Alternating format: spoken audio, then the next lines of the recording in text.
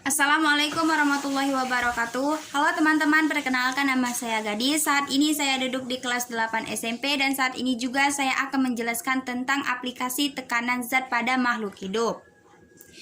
Untuk menyelesaikan tugas mandiri mata pelajaran IPA, Guru Studi Bu Jamila SPDI, langsung saja ya teman-teman.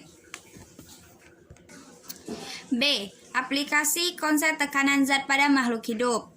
Konsep tekanan zat juga terdapat pada makhluk hidup, misalnya pada mekanisme pengangkutan air dan nutrisi pada tumbuhan, tekanan darah manusia, dan tekanan gas pada proses pernapasan. Kalian penasaran dengan itu semua? Mari kita pelajari seksama.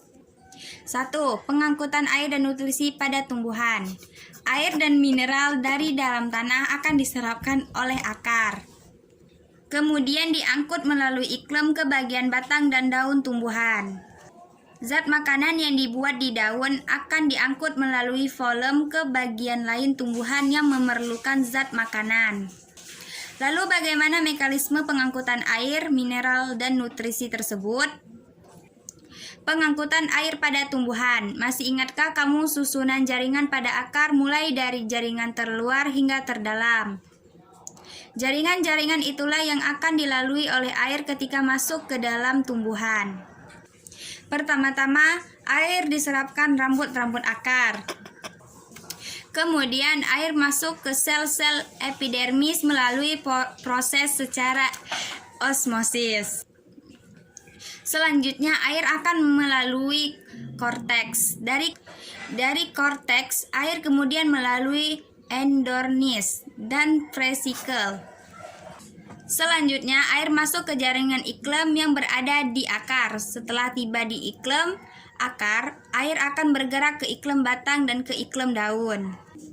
Air dapat diangkut naik dari akar ke bagian tumbuhan lain lebih tinggi dan diedarkan ke seluruh tubuh tumbuhan karena adanya daya kapilaritas batang.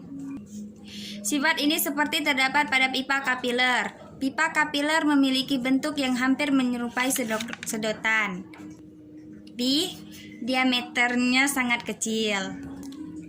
Apabila salah satu ujung pipa kapiler dimasukkan ke dalam air yang berada pada pipa kapiler tersebut akan lebih tinggi daripada air yang berada di sekitar pipa kapiler. Begitu pula pada batang tanaman. Air yang berada pada batang tanaman akan lebih tinggi apabila dibandingkan dengan air yang berada di tanah. Pipa kapiler memiliki bentuk yang hampir menyerupai sedotan. B. Diameternya sangat kecil.